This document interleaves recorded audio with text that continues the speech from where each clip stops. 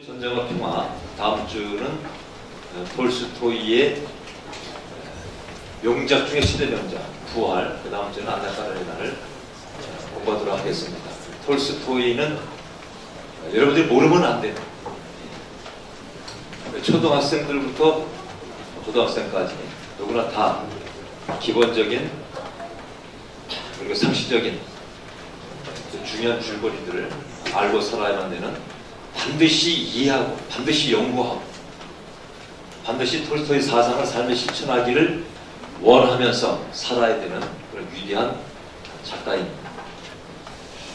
톨스토이에 대한 간단한 소개를 드리면, 도스토예브스키와 함께 러시아에 대문호다. 도스토예브스키는 가난한 귀족의 아들이었습니다. 평생 가난하게 살다 죽었습니다.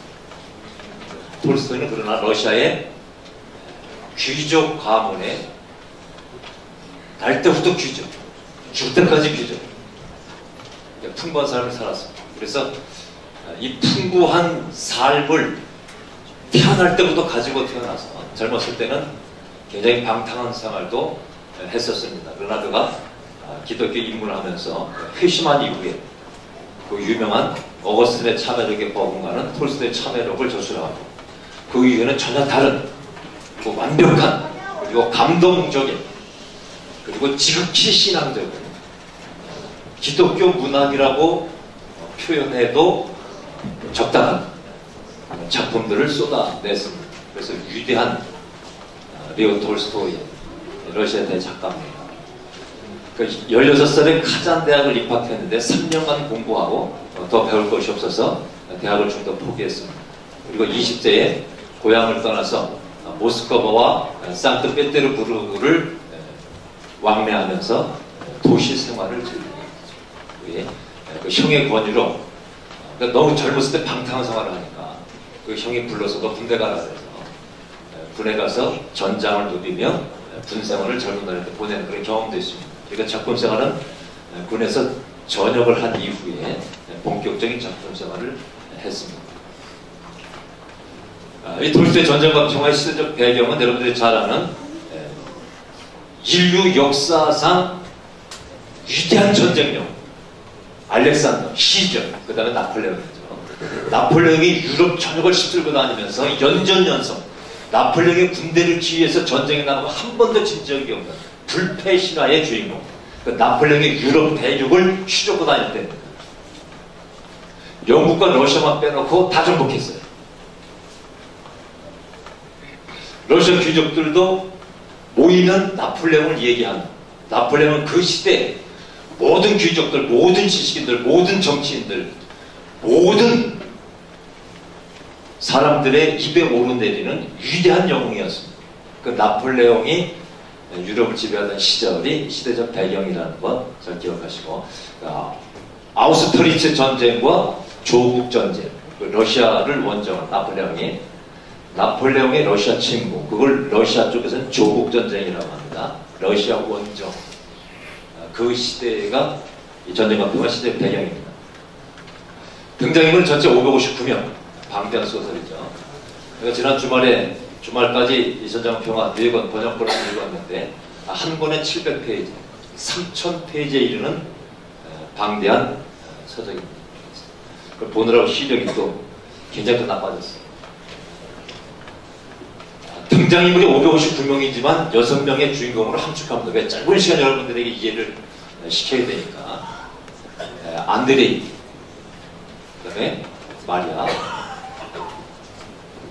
피에르, 옐렌. 베조프 가문이라는데 피에르는 중요한 인물 중에 한 사람인데 전쟁에 참여하지 않지만 마지막에 프랑스가 퇴각할 때 전쟁 포로로 프랑스로 송환되어지는 과정에서 새로운 인생의 전기를 맞이하는, 그래서 톨스토이가 중요하게 다루는 인물입니다. 사상의 전환, 그리고 러시아 지식인들이 어떻게 변해가고 있는가를 피에르를 통해서 잘 설명을 하고 있습니다. 프리메이슨이라는 인도주의자들, 휴머니즘, 박애주의자들 그룹에 참여하게 되고 러시아 사회를 개혁해야 한다는 젊은 진보주의자의 한 사람입니다. 니콜라이, 그 다음에 그 여동생 나타샤 나오고 있습니다. 559명 가운데서 6명으로 함축해서 줄거리를 좀 설명해 드리겠습니다. 시대백은 나폴레옹 유럽을 지배하던 시절이죠. 그 시절에 나폴레옹이 오스트리아와 나폴레옹이 러시아를 침공할 때 아우스트리츠 전쟁은 러시아와 오스트리아 동맹을 맺고, 그리고 나폴레옹에 저항한 전쟁이 바로 아우스트리츠 전쟁인데, 이때에 안드레아 니콜라이가 참전하고 전쟁터를 누비게 되죠. 물론 귀족 자제들이니까 장교로 참전하게 됩니다. 피에르는 베이조프 사생아였는데, 귀족 사이에서 냉대를 받지만은 베이조프가 사망하면서 누구도 예상치 못한 결과로 피에르를 상속자로 지명합니다. 그래서 부와 명예를 한꺼번에 물려받은 행운아가 되는 거죠. 그래서 사격에서 가장 아름다운 여자 옐렌이라는 여인과 결혼을 하게 됩니다. 이 아우스트리츠 전쟁이 일어나게 되는데, 프랑스 대혁명에 보면은 프랑스가 프로이센과 전쟁을 합니다. 그 프로이센이 지금 오스트리아입니다. 그 오스트리아와 러시아가 동맹을 맺고 프랑스와 전쟁한 선이 아우스트리츠입니다. 여기서 물론 나폴레옹이 이기게 되죠. 러시아가 패배하게 됩니다. 이 전쟁에서 니콜라이는 전쟁을 무사히 마치고 귀환하고, 그리고 자기 집에 돌아가서 생활을 합니다. 이제 평화로운 시절을 살게 되니까 또 중요한 특징은 카드 놀이를 하고 빚을 지고 다시 또 그대로 복귀하는 그런 줄거리가 있고, 안드레는 이 전쟁에서 부상을 당하고 포로가 된다. 피에르는 참전하지 않았어요. 그래서 아내 옐렌과 결혼을 했지만 정략결, 옐렌의 아버지가 갑자기 부자가 된 이 피에르를 사이 삼고 싶어가지고, 옐렌은 사격의 여왕, 굉장히 남자를 좋아하고 바람을 피는 여자였어요. 그래서 아주 불행한 결혼 생활을 합니다. 그래서 아내와 분류를 한 들로호프와 결투해서 들로호프를 죽여버리죠. 권총으로 사살을 합니다. 그리고는 베제르부르크로 이주를 하게 되는 거죠. 그런 스토리를 가지고 있습니다. 그 다음에 피에르의 삶이 어떻게 변화되는지 주목을 해야 됩니다.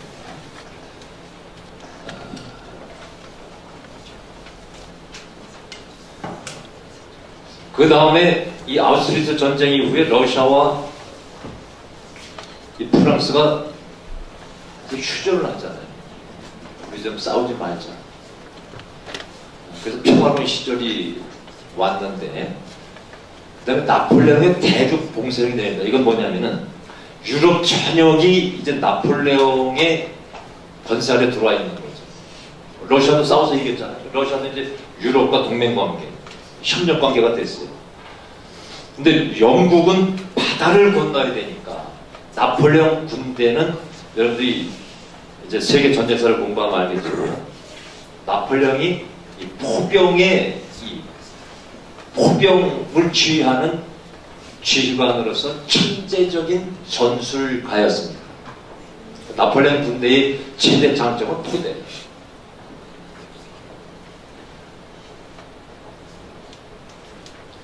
근데 바다를 건너서 이 포병들을 가지고 영국을 침공할 수가 없는 거죠.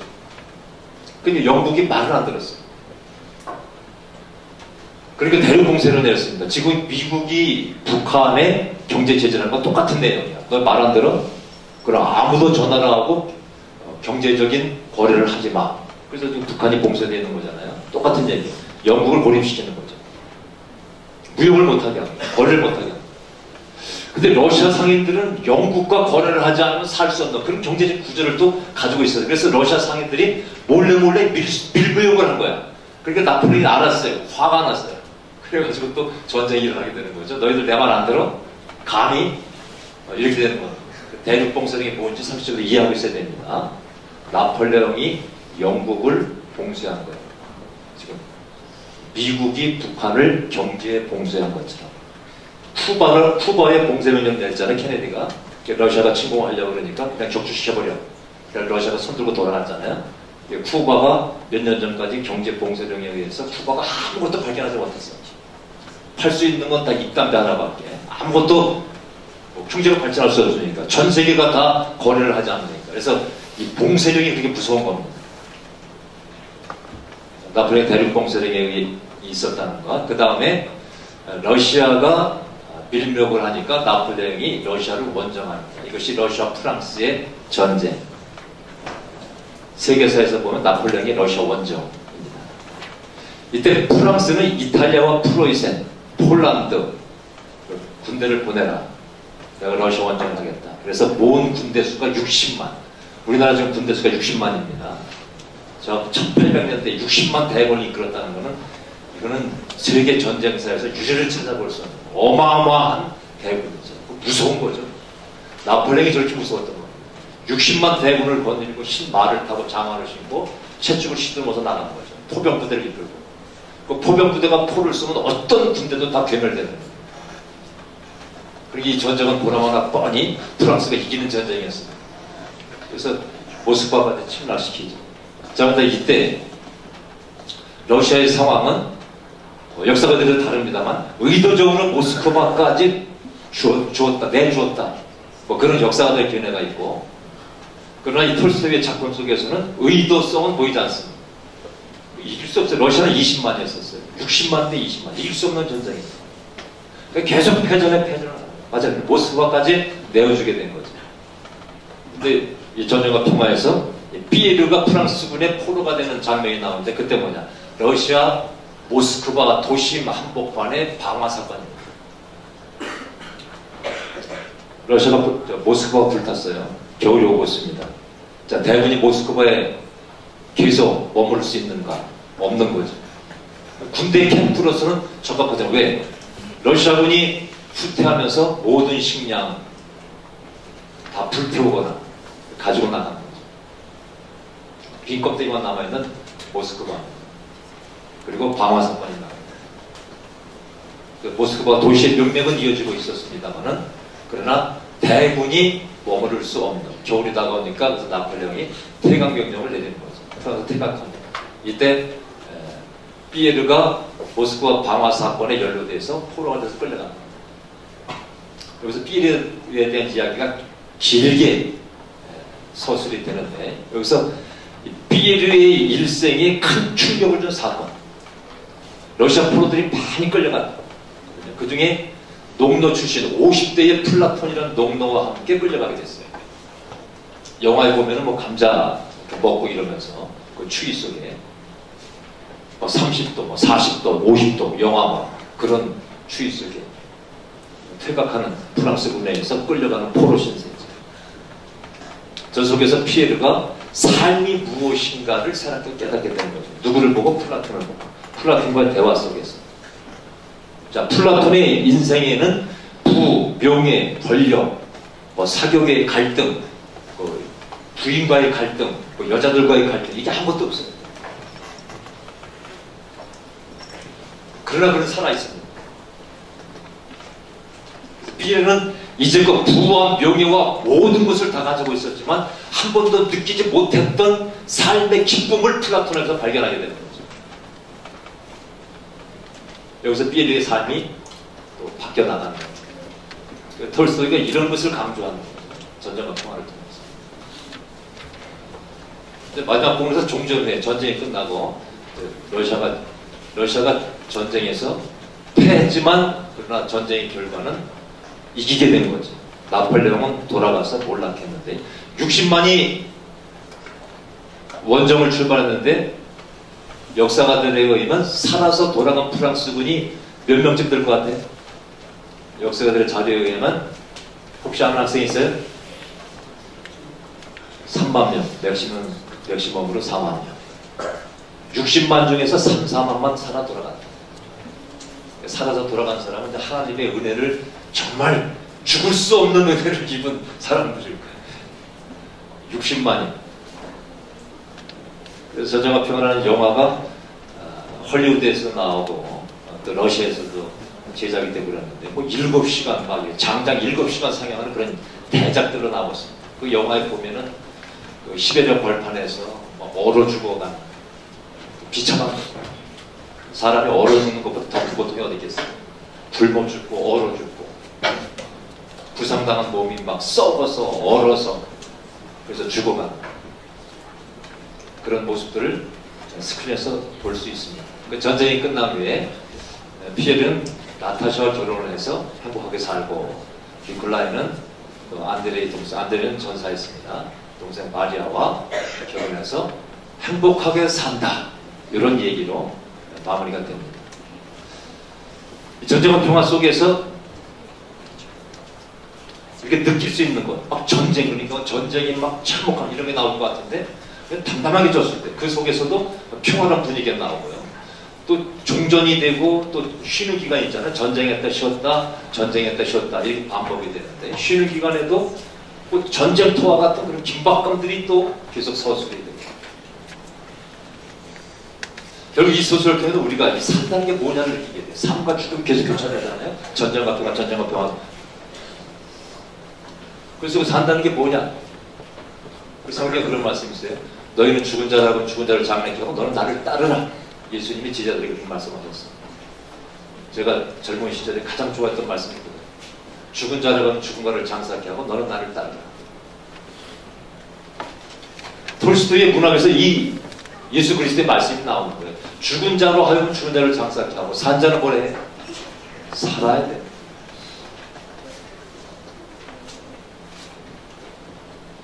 살아있는 한 또한 우리는 끝없는 성장을 해야 된다.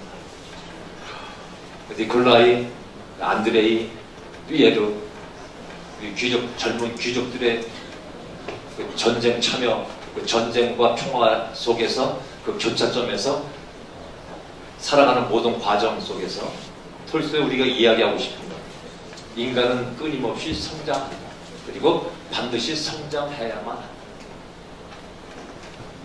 안나 까레나를 제가 또 여러분에게 또 소개를 하겠습니다만, 안나 까레나의 이 문학적 메시지가 뭐냐? 톨스토이가 강조하고 싶은 게 뭐냐? 그 러브스토리가 아니에요. 성장에 관한 이야기입니다. 성장하는 부부가 있고 성장하지 못하는 부부가 있어요. 죽었으나 성장한 사람이 있고 살았으나 성장하지 못하는 사람이 있고, 톨스토이는 우리에게 그의 문학작품을 통해서 그것이 우리가 성장할 것을 요구하고 성장하는 사람들의 삶의 기쁨과 행복을 우리들에게 설명해 주고 있습니다. 성장해야 된다.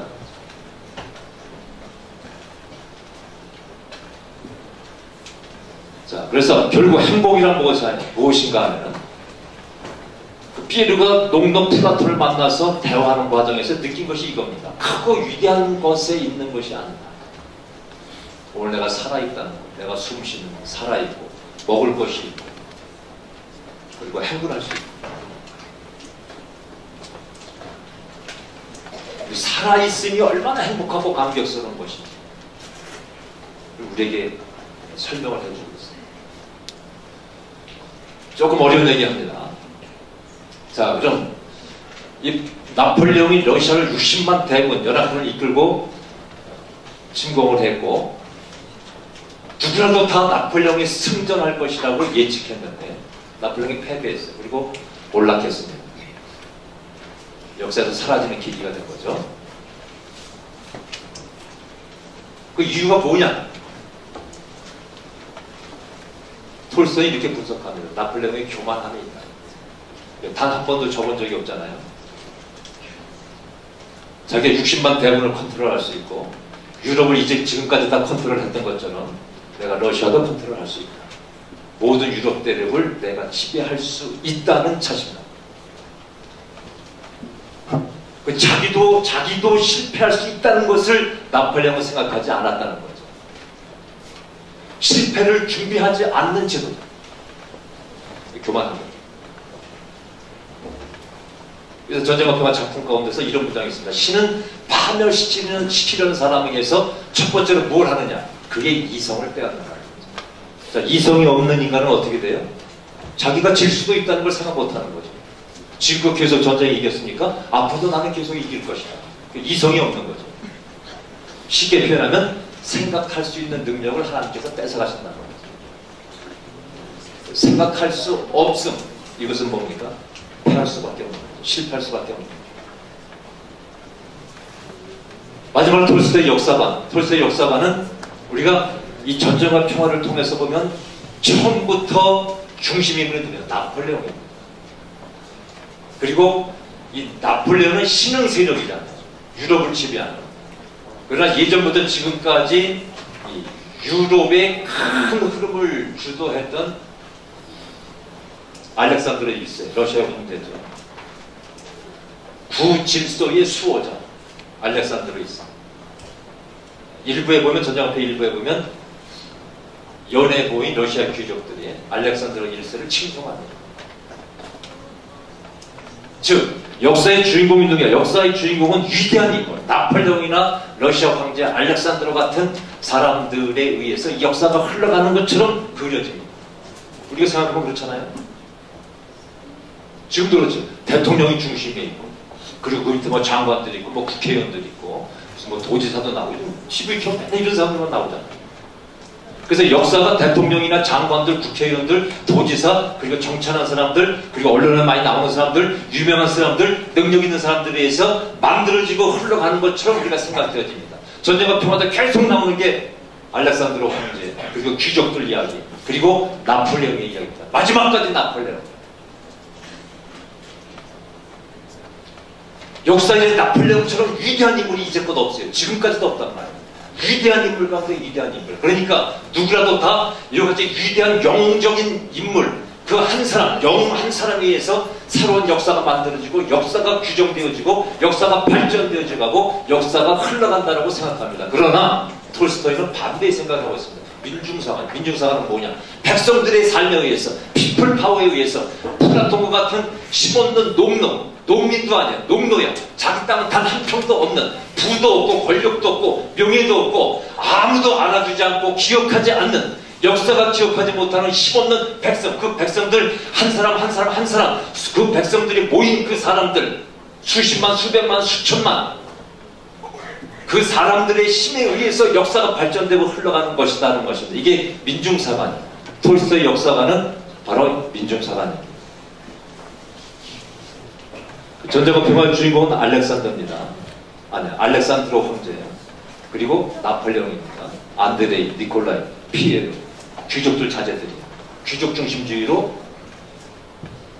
소설이 진행됩니다. 그러나 이 소설을 다 읽고, 그럼 이 전쟁과 평화의 이 대화소설 3000페이지 방대한 양의 이 소설의 주인공은 누구냐? 러시아 민중들입니다. 이 전쟁을 누가 이기게 했느냐? 나폴레옹 60만 대군을 누가 몰아내고 승리케 했느냐? 러시아의 민중들, 러시아의 백성들. 이 역사는 우리 사람들에 의해서 발전되어 간다는 민중사관적 관점을 가지고 있습니다. 자, 다음 주에 부활을 강의합니다. 그리고 마음을 준비를 하시고, 그 다음 주에 안내빨을 그래, 톨스토이 제가 섹스피어를 강의하려고 원래 준비를 했었는데, 다음에 톨스토이를 다시 돌아가기 좀 아쉬워서 전쟁과 평화, 부활, 안내빨을. 다음 주에 우리가 공부할 부활은 기독교 소설, 기독교. 톨스토이의 문학 가운데서 제가 가장 좋아하는 소설, 부활입니다. 그리고 톨스토이의 단편선이 있어요. 사람 무엇으로 사는가, 농부들에 따라서 몇 가지 단편선들이나 단편 이야기에서 정말 성경만큼 하나님의 음성을 듣고 인생의 진리를 깨우치게 해주는 좋은 작은 스토리들, 그것들이 또 많이 있습니다. 그리고 제가 가지고 이렇게 한 700페이지, 800페이지에 달하는 톨스토이 인생론이라고 묶여진 그런 저작글들, 일기 같은 것들, 작은 글들. 이번 기회에 여러분들 톨스토이에 대해서 좀 관심을 가지고 좀 연구를 하시기 바라고, 그리고 조회 시간에 인문학 프레젠테이션을 할 때 여러분들 성의껏 열심히 프레젠테이션을 해서 여러분 일생 동안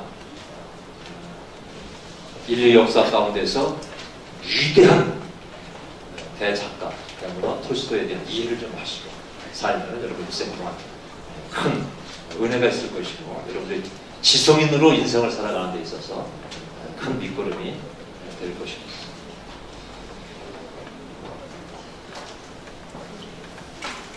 마지막 한 페이지 남았어요. 자, 성경 말씀 마태복음 5장 44절 말씀 한번 읽겠습니다. 다 같이 시작. 나는 너희에게 이르노니 너희 원수를 사랑하라. 너희를 박해하는 자를 위하여 기도하라. 평화를 이루는 길은 무엇입니까? 사랑. 새로운 역사를 쓰는 힘은 무엇입니까? 사랑입니다. 나폴레옹이 60만 대군을 거느리고 러시아 정복에 나섰지만 정복할 수 없었어요. 왜? 무력으로 세상을 정복할 수 있는 것이 아닙니다. 세상을 이길 수 있는 가장 위대한 힘은 무엇입니까? 사랑입니다. 자, 옆에 증거한테 한번 말해봅시다. 자, 이 세상에서 가장 강력한 무기 뭐예요? 핵폭탄? 수소폭탄? 60만 대군? 뭐라고요? 사랑. 여러분, 세상을 이길 수 있는 힘이 뭐예요? 돈, 명예, 권력. 아닙니다. 뭐예요? 사랑. 여러분, 인생의 운명적인 고통을 이길 수 있는 힘이 뭐예요? 사랑. 누구의 사랑? 내 안에 충만한 하나님께서 내게 허락하신 사랑. 주를 사랑하고 사람을 사랑하는 그 사랑. 사랑으로 승리하신 여러분 되시기를 주님의 이름으로 축복합니다. 하나님 감사합니다. 아버지 어머니들이 우리가 섬기는 모든 형제자매들이 이제부터 영원토록 함께 하시지요.